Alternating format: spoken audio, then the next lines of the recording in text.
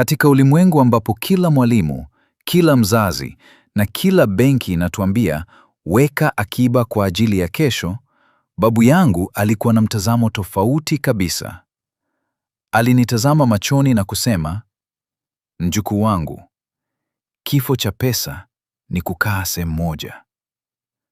Leo nitakusimulia hadithi ya babu iliyobadilisha maisha yangu na itakayokufanya uone pochi yako kwa jicho la tofauti kabisa kuanzia leo. Lakini kabla hatujaanza, naomba usisahau kusubscribe na kulike video hii tafadhali. Pia tuandikie kwenye comments unaangalia video hii kutokea wapi. Katika kijiji kimoja kidogo, aliishi mzee mmoja aliyekuwa na sifa ya kipekee. Wanakijiji walimuita mvivu. Kila asubuhi alikuwa akikaa chini ya mti mkubwa wa mwembe akitazama anga na barabara. Alikuwa na ndoto kubwa. Alisema, siku moja nitamiliki duka kubwa. Nitakuwa na mifugo mingi na familia yangu haitakosa kitu. Lakini siku zilipita na ile siku moja haikuwahi kufika. Alikuwa ni mtu wa maneno mengi, lakini mikono yake ilikuwa laini isiyo na alama ya kazi. Mkewe, mama mwenye subira, alikuwa akifanya kazi za ndani, kupika na kufua ili familia ipate mlo mmoja. Siku moja jioni, kwa sauti ya upole lakini iliyojaa uchungu, alimwambia, mume wangu, ndoto ni nzuri, lakini ndoto pekee hazijazi tumbo.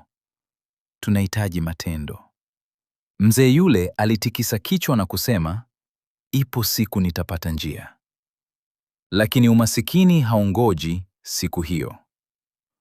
Usiku mmoja, mjukuu wake mdogo alimfuata akiwa na njaa. Mtoto alikuwa hana viatu, mwembamba na sauti yake ilikuwa dhaifu. Aliuliza, babu, kuna mkate? Bibi alifungua kabati, lilikuwa tupu. Hakukuwa na mchele wala unga. Maumivu yalimchoma mzee yule moyoni.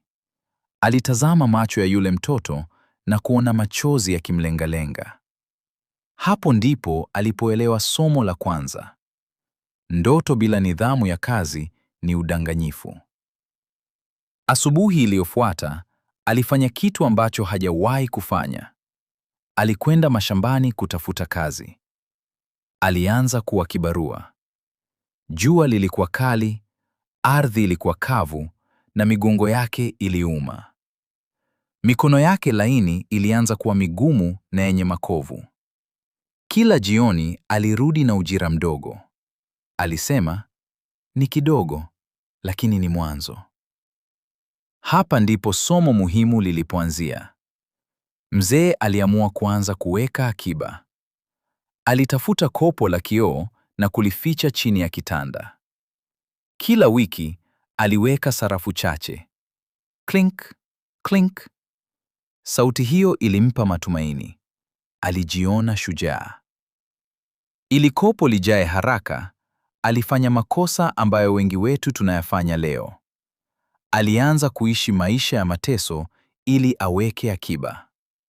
Alivaa viatu vilivyotoboka, alikataa kununua nguo mpya na hata chakula nyumbani kilikuwa kidogo sana. Bibi aliuliza, kuna faida gani ya kuwa na pesa chini ya kitanda wakati tunashinda njaa? Mzee alijibu, hii ni kwa ajili ya kesho yetu. Baada ya miezi mingi, kopo lilijaa. Alijisikia salama. Lakini siku aliyokwenda sokoni kununua magunia ya mahindi ili kulisha familia yake, alikutana na ukweli mchungu. Muuzaji alimwambia, mzee, bei ya mahindi imepanda maradufu. Hizi pesa zako zinatosha gunia moja tu, sio matatu kama ulivyotegemea.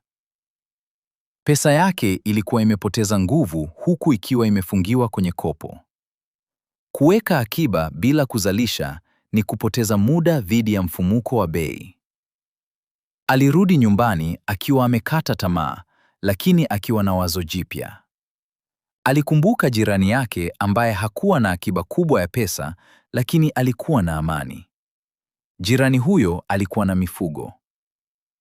Mzee alichukua zile pesa kidogo zilizobaki, badala ya kuzificha tena, alinunua kuku watatu wakubwa. Mjukuu wake alicheka na kusema, "Babu, sasa tuna kiwanda chetu cha mayai." Walilea wale kuku. Kuku walianza kutaga. Walikula yai moja, wakauza mawili. Pesa ya mauzo ilinunua chakula cha kuku na hatimaye kuku wanne. Baada ya mwaka mmoja, yale mazao ya kuku yalianza kuleta kipato kikubwa kuliko kile alichokuwa akiweka kwenye kopo. Aligundua kuwa pesa ni mbegu. Ukila mbegu, unakula kesho yako. Ukificha mbegu, inaoza. Ukiipanda, inakulisha. Leo hii, wengi wetu tunafanya kosa la yule mzee. Tunaweka pesa kwenye akaunti za benki ambazo hazizai, huku tukiishi maisha ya kutaabika. Babu aliniambia, pesa ni kama maji. Yakisimama sehemu moja, yanaanza kutoa harufu na wadudu. Lakini yakitiririka, yanavuta uhai. Usishindane na mfumuko wa bei kwa kuweka akiba pekee. Shindana nao kwa kuweka pesa yako kwenye kitu kinachokua. Iwe ni biashara ndogo, elimu yako, au uwekezaji wowote. Swali langu kwako leo. Je, unajinyima leo kwa ajili ya kopo la kioo ambalo linapoteza thamani, au unapanda mbegu itakayokulisha kesho? Kama hadithi hii imekugusa, usisahau kulike na kusubscribe, kwani hapa tunajifunza ukweli wa maisha kwa mifano halisi na hadithi. Pia usisahau kucomment unasikiliza ukiwa wapi. Asante kwa kubaki nami mpaka mwisho. Tukutane wakati ujao.